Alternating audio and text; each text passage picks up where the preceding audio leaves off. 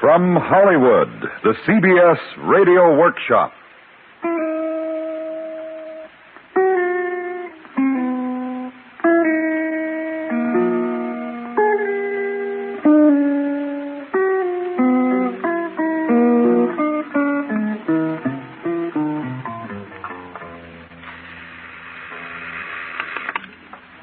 Desk clerk.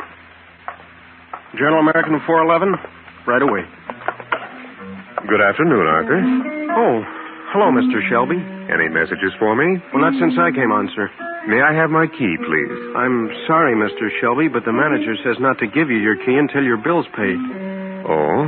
It's $113 and some odd cents. I know. You want I should call him so you can talk to him about it?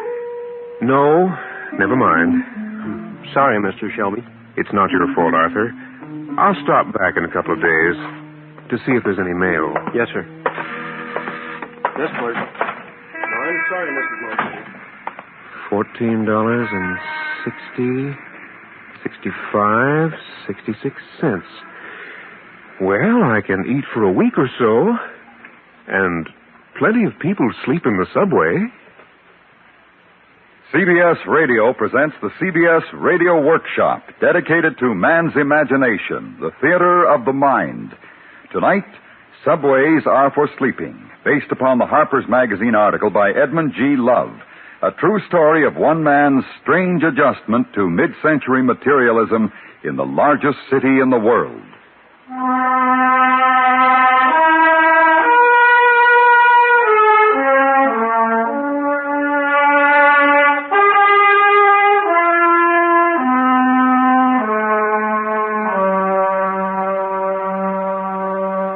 Have you ever gotten fed up with rent, and taxes, and bills, and the clatter of telephones? With all the demands, large and small, that our complicated civilization makes upon us? Henry Shelby finally did. When they locked him out of his hotel room, he stayed out. For the past 3 years, he has, by choice, been homeless and without a steady job. Yet, Henry Shelby is no bum. He is as well dressed and as smoothly shaven as the next man you'll meet. He's not stupid. He holds a master's degree in economics and is a former school teacher. He has never visited a soup kitchen or stood in a bread line or asked for a night's lodging at a Bowery mission. Still, he has learned for himself how to maintain his sanity and peace of mind in a confused and confusing society, which takes from a man more than it gives.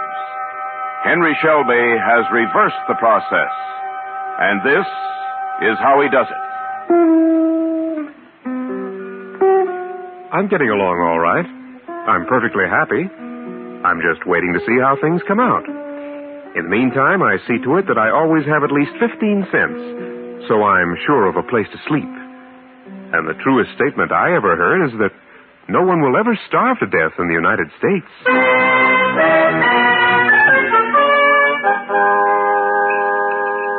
86 in the bean soup. All out of Yankee bean, Mac. Cream of tomatoes, okay. Tomato, a bowl. Well, as I live and hope to, Shelby. Hello, Ernie. See, you've got the counterman wanted sign in the window. Yeah, guy was here 2 weeks. Today never shows. Want to go to work right now? Sure. Well, go on back and grab a hat and jacket. I ain't even checked cash from breakfast yet. Okay, fine. Want a cup of coffee or something first? Go right ahead. No, I'm fine. Here's your soup, Mac. Crackers or bread? Crackers. Hey, ain't you the regular counterman? Me? I'm supposed to manage a joint. You give any bum comes along a job? Shelby ain't no bum, Mac. He's a college graduate. Huh. Michigan or someplace like that. Used to be a school teacher, too. So? Well, he shows up every 3-4 months, works a couple of days for $5 a day in his meals, and then he's gone. Only he tells me he ain't coming back. So that makes him he ain't a bum. Well, it does in my book. He can do anything around the joint. Do it plenty good, too. How's the soup? All right. Anything else? I don't know yet. This jacket isn't exactly the best fit in the world.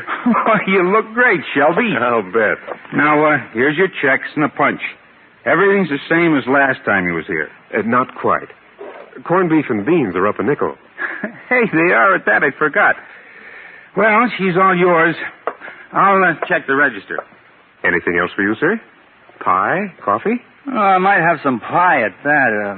Apple. Right. With cheese, I guess. Right. Empty the mousetrap on this pie. Hey, look, Shelby, I was thinking, I got no night chef for the moment either. Well, why don't you stick around for a couple of weeks and help me out?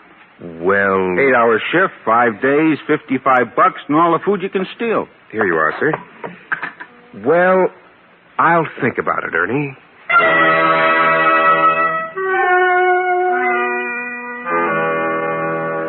I actually didn't have to think about it. When I went in, I knew I'd only stay for a few days. I have 5 or 6 places like that. They're my Social Security. I use them when my cash is way down and my suit needs dry cleaning, and when I'm ready for a good, long sleep, lying down.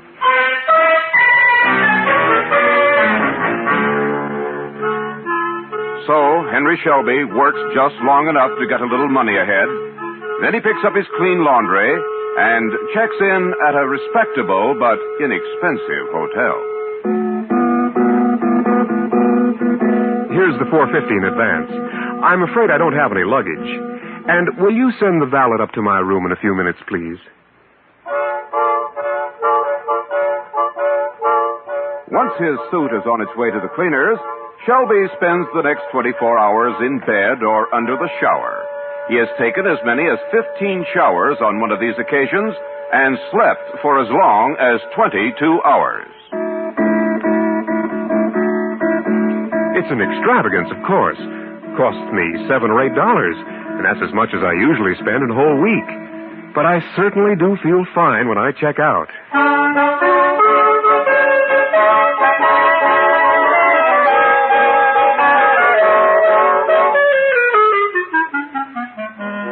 And thus refreshed, Henry Shelby sets out again to roam the streets of New York. First stop, to leave his laundry somewhere in the Grand Central area. He owns 2 of everything except for his one suit, and he'll pick up this bundle in a few days. Bathe and change in a booth at Grand Central Terminal, and drop the soiled clothing off at another laundry in the vicinity.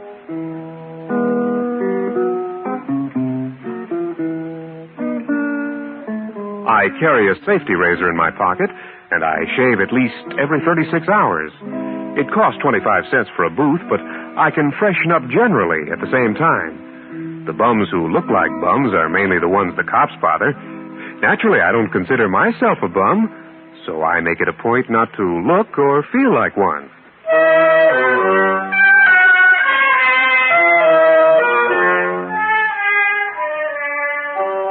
24 hours can be a long time, particularly when all you have to look forward to is 24 more of the same. But Henry Shelby fills them with endless variations of the same pattern, and he walks between whatever geographical points are involved.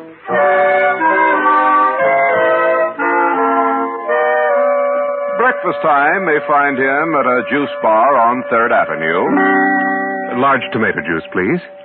Come on there, friend. Fill it up. Your sign says 12 full ounces for a dime.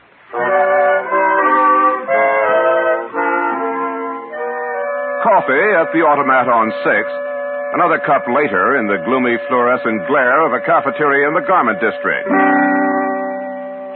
I load in all the cream and sugar the mug will hold. They're calories.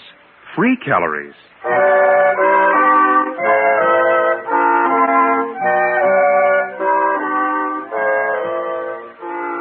Lunch in the Gramercy Park neighborhood today. Yesterday, it may have been at Broadway and 116th, but at the same kind of a white tile stand and very likely the same lunch. A frankfurter, I guess, and a large glass of milk.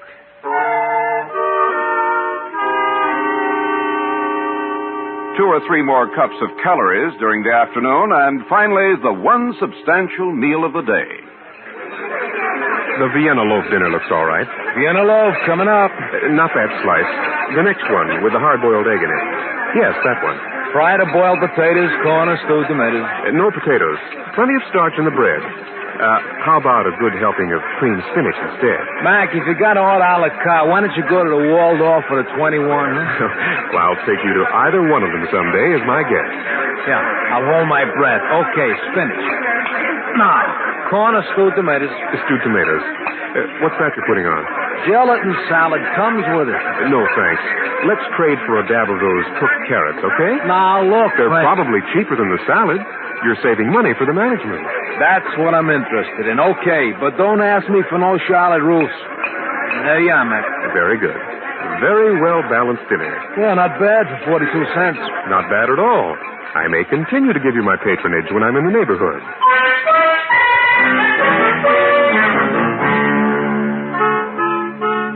Thus, the inner man is stoked, though perhaps not aesthetically satisfied, and always a walk between each refueling stop. The aesthetic hunger is assuaged along the way. There is the ever-changing kaleidoscope of Manhattan store windows, displaying their shiny wonders, their sturdy commonplaces, their exotic luxuries, their mundane necessities. There is a record of mankind's daily activities the world over, in a newspaper plucked from a trash basket, and there are benches and parks and public buildings where Henry Shelby may rest while he reads.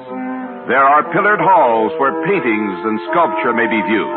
Henry Shelby is a regular visitor to New York's many art galleries, but his favorite is the Metropolitan Museum of Art. Now, if you'll follow me, we will view the museum's unrivaled collection of the works of Edward Degas. Edgar Degas. Edgar Hilaire Germain Degas. Oh? Oh, I'm sorry, madam. Oh, don't apologize, young man. That's very interesting. Degas worked chiefly in oil, although his renderings in pastel have achieved some fame. He wasn't a bad sculptor either. Is that so? The oil to the immediate right and above is At the Milliner's, and to the right of that and below is Dancers Practicing at the Bar. Only the first one is a pastel, not an oil. This guide is new, I'd imagine. Let's stay behind, Myrtle. This gentleman knows more about it than the guide does. You don't mind, do you, mister? No, not at all. They sort of hurry you through on the guided tours. Now, what about the one that's a pastel instead of an oil? Well, Degas' pastels, particularly his later ones, do have a deep, rich, almost oil-like texture. He applied the color in successive layers, fixing each tone or shade separately, and using open lines to allow each undercoat to show through. Oh, well, I don't quite understand, but I see what you mean. Are you an artist? No, although I'm planning to do some painting. Sometime. Well, my daughter's very artistic, back in Chillicothe. What's this one, that lady sitting with a big bouquet? That's an oil. It's called Woman with Chrysanthemums. Well, that's a good name for it, isn't it? Yes, isn't it? Say, if you aren't an artist, how do you know all these things? Oh, I spend a lot of time here, and I read a great deal. Oh, you certainly must. Goodness, you're a regular Billy Pearson. I beg your pardon? You know, the jockey on television. Oh, yes. I read about him. Didn't he win $64,000 and then go on and tie with a fellow named Price for another 64 or something? Yeah, that's the one. Did you ever watch those programs? No, I can't say that I do. I'm afraid I don't have a television set.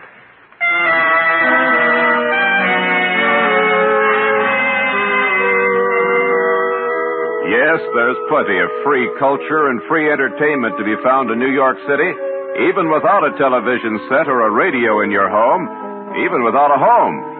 One of the most spectacular free entertainments in Manhattan is presented by the fire department.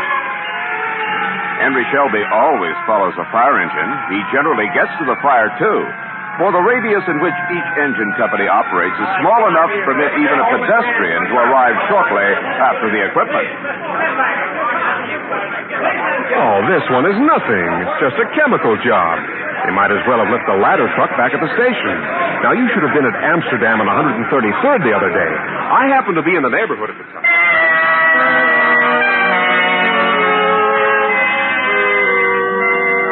There are the inevitable New York traffic accidents. Shelby has a nose for these and for straight fights, and he never leaves the scene until the last policeman has closed his notebook.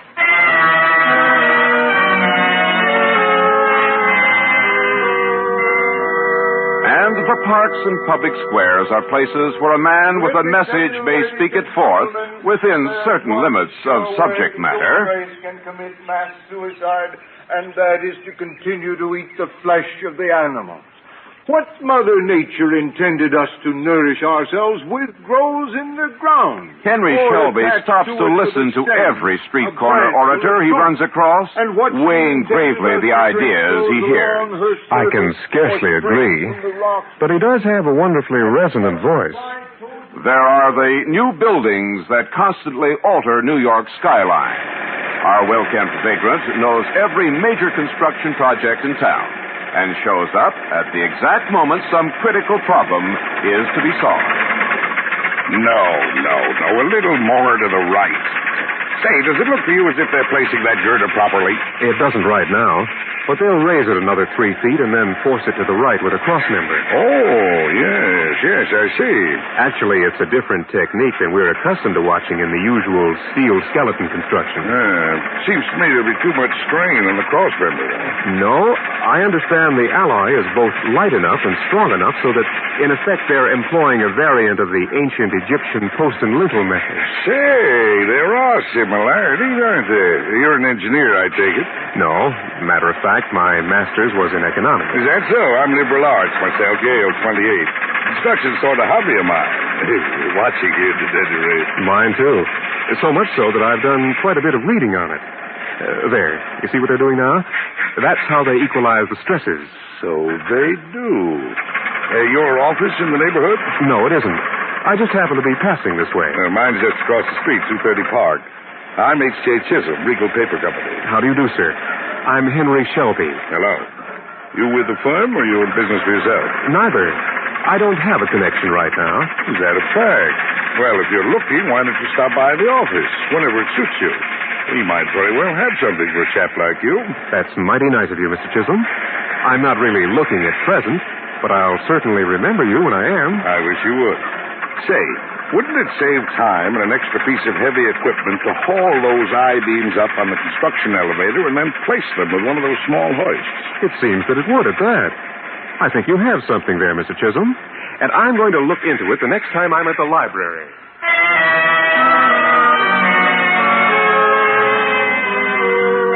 The Public Library, one of Henry Selby's favorite haunts. A fellow vagrant once advised him that the library was a good place to keep warm on a cold day, but he found it to be much more than that.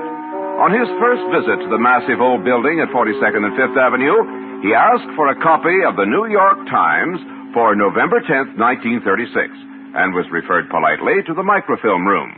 Here you are, sir. Are you familiar with the operation of the viewing machine? Not particularly. I'll be happy to show you. The entire edition is on this roll of film. You place it in the machine, attach the end, and thread it this way. Close the machine and turn the handle forward. Yes, it's fine. You sit right down here, use the headrest, and view the film through the aperture. Yes, I see. Very clear. And very comfortable. Yes, isn't it? It rather makes research a pleasure, doesn't it? I should say so. What if I fall asleep? Well, I'm afraid no one would awaken you if you did. There seem to be so few of you scholars taking advantage of our microfilm facilities. Just come to the desk if you wish additional rolls. Say, how long has this been going on?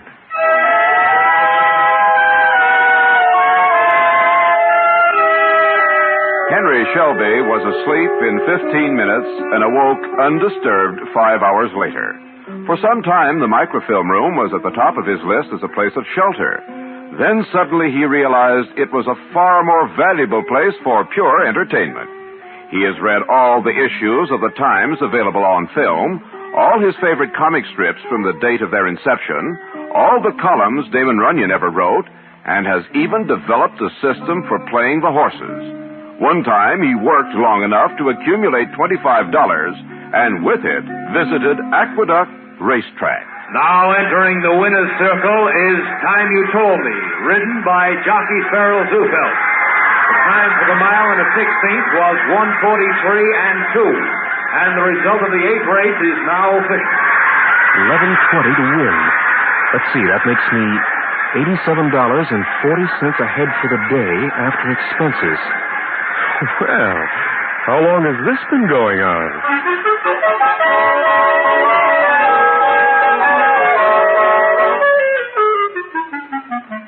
Very prudently, Henry Shelby bought himself a new suit of clothes, leaving his original $25 untouched.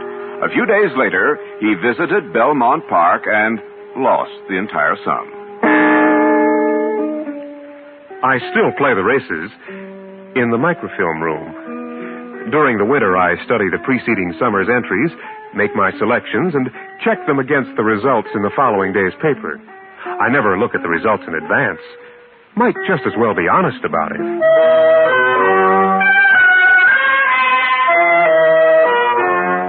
Yes, New York offers many diversions. There's the waterfront, the ferry boats, the slips where the huge liners dock. I come down here a couple of times a week. I always try to be around when the Mary or the Elizabeth are coming in. Now, what's that Weehawken ferry doing a quarter-mile off her course? Just sightseeing, I'll bet. Or I heard Captain ought to have his confounded papers picked up. Shelby enjoys the ferry boats, all of them, but his favorite is the Staten Island ferry. There's nothing quite like it in the world. Outward bound from the Battery, there's the thrill of passing the Statue of Liberty. And coming back, Miss Liberty welcomes you home as the incredible skyline of Lower Manhattan hangs shimmering in the haze, like the pleasure dome of Kubla Khan. Where else can a poor man get such an ocean voyage for a dime? Of course, 10 cents for one round trip does put the Staten Island ferry in the luxury class, but during the rush hours, Shelby has discovered that he can board the Jersey Central ferries across the Hudson and make 3 or 4 trips for the same dime without being noticed. This kills time and also furnishes amusement, for Shelby quietly enjoys criticizing the pilots who do not bring their vessels squarely into the slips. Among other things, Henry Shelby has become an expert on the management and conduct of New York Harbor. And then there are the parades.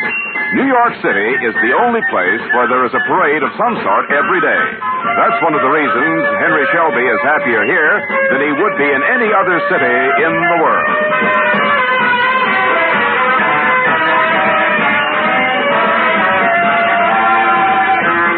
I just love band music.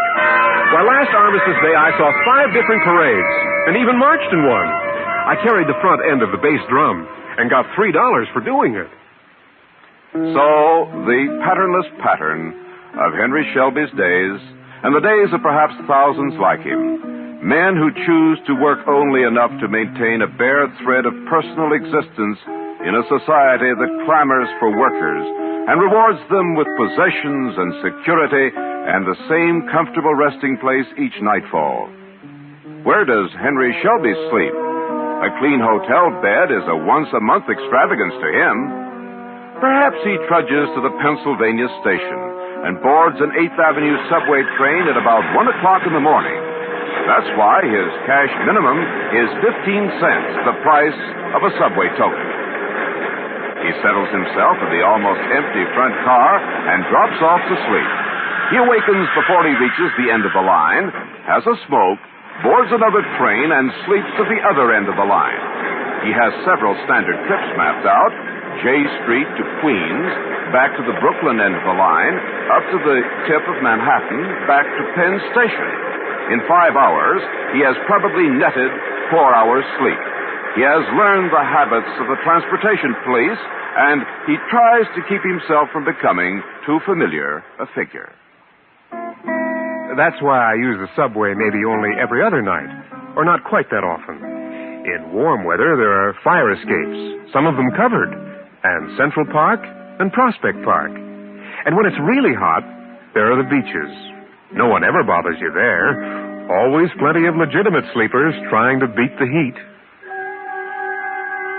When it rains and when the New York winter comes, there are other carefully cataloged places for shelter and a few hours' sleep. Grand Central, Penn Station, the Port Authority bus terminal, hotel lobbies. There are rules of conduct for each, and Henry Shelby knows and observes them all. On rare occasions, he's questioned, but he always has the answers. Come on there, mister. Come on, wake up, up. Oh, well, I certainly dozed off, didn't I, officer? You certainly did. You think this is a flop house? Of course not. It's very obviously Grand Central Terminal. That it is, and we don't allow bums to nap their bibs in here. Bums? I ought to resent that, officer. Well, resent it all you like. Seems to me I've seen you in here before. Well, that's quite possible. I take the 2 o'clock local for Poughkeepsie almost every night. I missed it tonight, so I'm waiting for the next train. 6:05, I believe it is. It is. Can you prove you're not a vag? A what? A vagrant. You got any money on you? Why, yes. Let me see. $6, $7, $8. And here's my ticket to Poughkeepsie. Mm-hmm. Well, you'd better get going, mister, or you'll miss your train. What? Yes, it's 2 minutes after 6. Oh, I had no idea. I nearly overslept. That you did. Thank you so much for wakening me. Not at all. That's what I'm here for. Yes. Well, I must say you're right on the job. You bet I am. That's gate 9, mister, the Poughkeepsie local. Yes. Well, I don't want to miss it this time. No, you don't.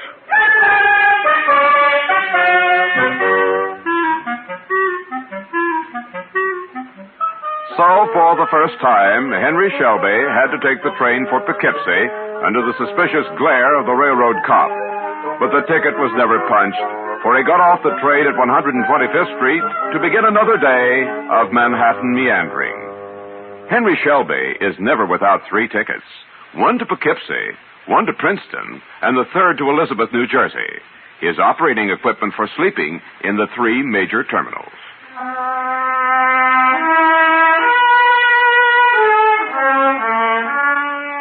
Why does this strangely bewildered, yet far from hopeless man live apart from responsibility and the place he could so easily regain in working society? How many weeks, or months, or years will he continue to walk the streets of Manhattan? I don't know how long I'll live this life. I don't have much trouble. I've never gotten drunk and lain in a doorway all day. I've never been on a police blotter. I've never had to beg. Things seem so easy and natural, just as though they were supposed to be this way. I'm not going to look at the future. All I know now is that at 6 o'clock, I'm going to be at a little delicatessen up on Broadway where they serve a mighty fine boiled beef dinner for 68 cents. And I'd better get going. Takes me almost an hour to walk it. Why don't I take the subway? Why, subways are for sleeping.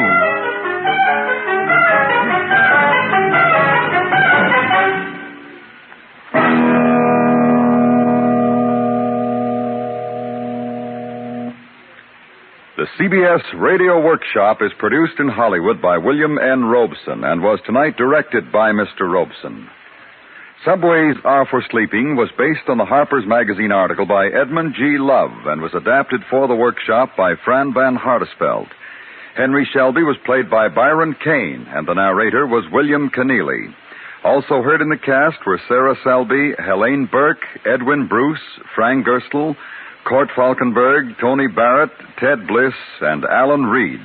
The original score was composed and conducted by Fred Steiner.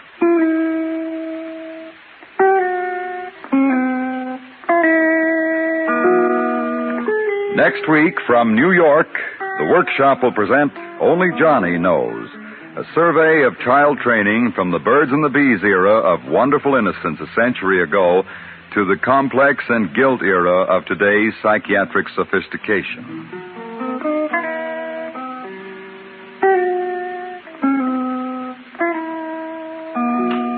A brilliant performance of the rarely played Symphony No. 6 in D minor by Jan Sibelius with Nils Erik Fugstad conducting the Sibelius Festival Orchestra is yours for the listening this Sunday when World Music Festivals comes your way on most of these same stations.